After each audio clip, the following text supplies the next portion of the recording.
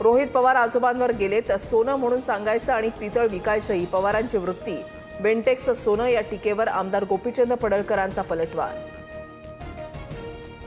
सरकारचा आणखीन एक घोटाळा उघडकीस आणणार, उद्या सकाळी पत्रकार परिषद. 5,000 कोटींचा भ्रष्टाचार बाहेर आणणार, रोहित पवारांचा ट्विट करत महायुतीवर निशाणा.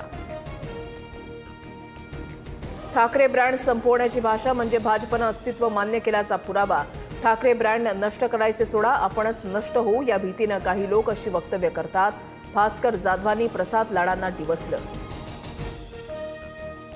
भास्कर जाधव कोकणामधला सोंगाड्या, रामदास कदमांचा हल्ला बोल. ज्या उद्धव ठाकरेंनी बाळासाहेब ठाकरेंची शिवसेना सोनिया गांधींच्या पायाशी गहाण ठेवली, तो ठाकरे ब्रँड कसा होऊ शकतो, कदमांचा सवाल.